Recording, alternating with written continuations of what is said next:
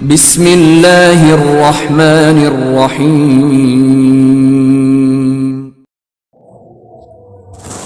अल्लाह रब्बुल इज़्ज़त ने आदम अलैहिस्सलाम को जन्नत में भेज दिया।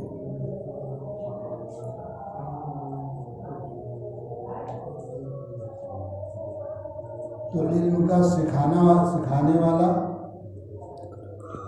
इल्म जिस जगह सीखा जाता है और इल्म का सीखने वाला, ये तीन चीज़ें समझने की है। जिसने इल्म सिखाया, सबसे पहले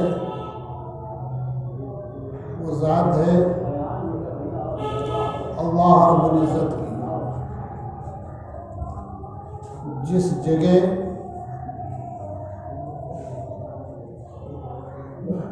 इल्म सिखाया वो जगह जन्नत है, और जिसने पहले इल्म सीखा वो आदम है। तो ये तीन चीज़ें ज़हन में रखें। इल्म का जो सिखाने वाला, उसको हम अपनी ज़ुबान में उस्ताद कहते हैं। इल्म जिस जगह सीखा जाता है उसको मदरसा कहते हैं, और इल्म जो सीखता है उसको तालिब इल्म कहते हैं।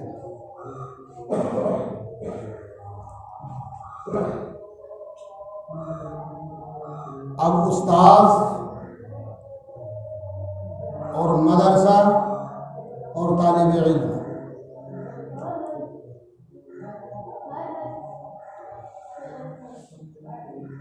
इसको आप अपने जहन में रखें कि सबसे पहला उस्ताद अल्लाह रब्बुल इज़्ज़त है। सबसे पहले शागिर्द आदम अलैहिस्सलाम है, और जिस जगह इल्म सिखाया गया वो मकाम जन्नत है।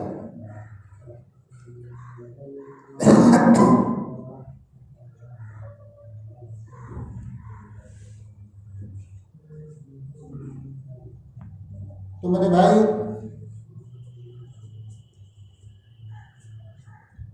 जब एक ज़माना बीत गया, ईसा अलैहिस्सलाम का दौर ख़त्म हुआ, जनाब रसूलुल्लाह सल्लल्लाहु अलैहि वसल्लम की बिअसत हुई और आपको नबूवत का ताज आपके सर पर रखा गया, तो जो सबसे पहली आयत नाज़िल हुई, जो सबसे पहली आयत वो इक़रा की है।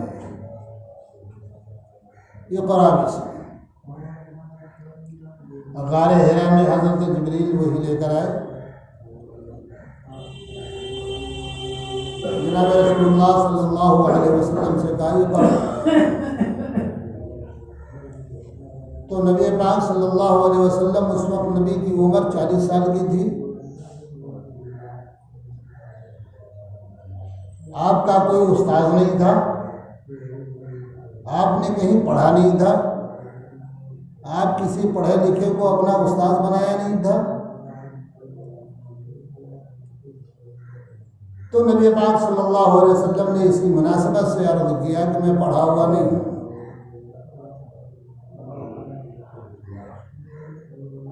हज़रत जिब्रील अलैहिस्सलाम ने फिर यही जुमला इस्तेमाल किया, फिर यही कहा इक़रा।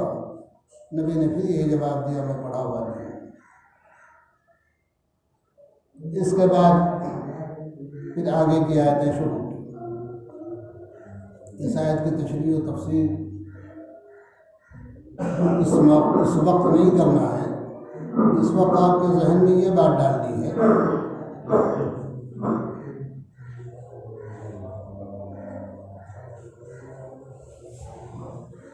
कि नबी आखिर ज़मा को जो पहला सबक दिया गया वो पढ़ने का सबक दिया गया। पढ़ो। आदम अलैहिस्सलाम के बारे में जो पहले इंसान हैं, जिनको आदम अलैहिस्सलाम के नाम से हम जानते हैं, उनको अल्लाह रब्बुल इज़्ज़त ने बराह रास्त फरमाया वअल्लम आदम अल अस्मा, हमने आदम अलैहिस्सलातु वस्सलाम को पढ़ाया सिखाया।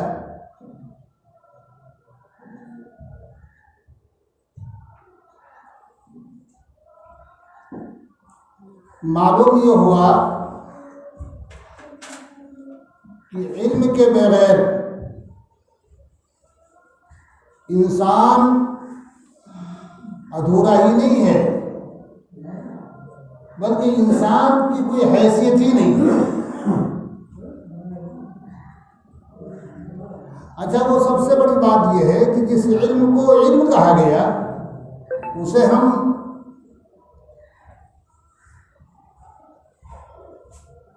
जिस इल्म को अल्लाह ने इल्म कहा, नबी ने इल्म कहा, सारे अंबिया ने इल्म कहा, उस इल्म को हमने मसबूस डाल दिया। और जो इल्म है ही नहीं, वो फन है, हुनर है, उस फन को, हुनर को इल्म का मकाम दे दिया।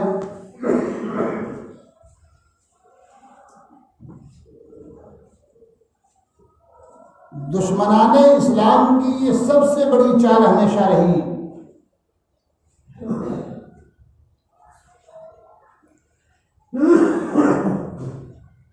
नबी के ज़माने में जब इस्लाम फैला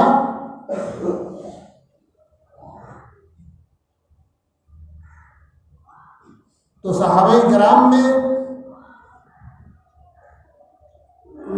आलिम भी थे, पढ़े लिखे थे, कुरान के रमूज़ व नुकात से वाकिफ़ थे, कुरान को बेहतर ढंग से पढ़ लेते थे।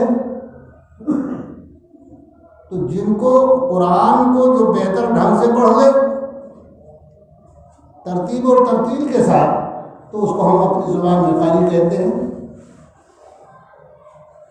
कुरान को जो याद कर ले उसे हम हाफिज़ कहते हैं, और कुरान को जो समझ ले उसे हम आलिम कहते हैं। ये ग्रेड है। ये आलिमों का एक कोर्स है, 9 साल, 10 साल, 11 साल, 12 साल का, जो बाद मदरसों में जो ये कोर्स मुतय्यन किया गया है और रखा गया है कि ये 9 साल का कोर्स है, ये आलिम होगा, 10 साल का कोर्स है, 6 साल का कोर्स है। मकसद सिर्फ ये होता है कि कुरान फहमी आ जाए, कुरान समझ में आ जाए। एक किताब को समझने के लिए मुख्तलिफ उलूम और फ़नून समझना पड़ता है, सीखना पड़ता है।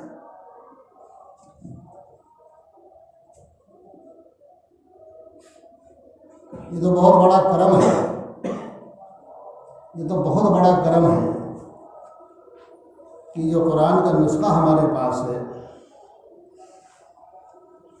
इसमें ज़बर और ज़ेर भी लगा हुआ है, इसमें नुक्ता भी लगा हुआ है। लेकिन पहले तो ये था कि इसमें ज़ेर और ज़बर भी नहीं था। और अगर कुरान पाक से ज़ेर और ज़बर हरकत को हटा दिया जाए तो मैं यकीन के साथ कह सकता हूँ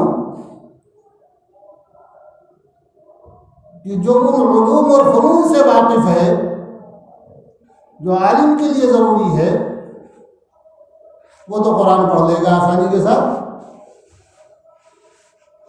लेकिन जो आलिम नहीं है वो कतई कुरान को सही पढ़ ही नहीं सकता है, वो कुछ का कुछ पढ़ देगा और बजाय सवाब के वो गुनाह होगा। बाज़ मकामात में, कुरान पाक में बाज़ मकामात ऐसे हैं कि ज़बर की जगह पर अगर आपने ज़ेर पढ़ दिया तो ईमान ख़तरे में, और ज़ेर की जगह पे आपने पेश पढ़ दिया तो ईमान चला गया।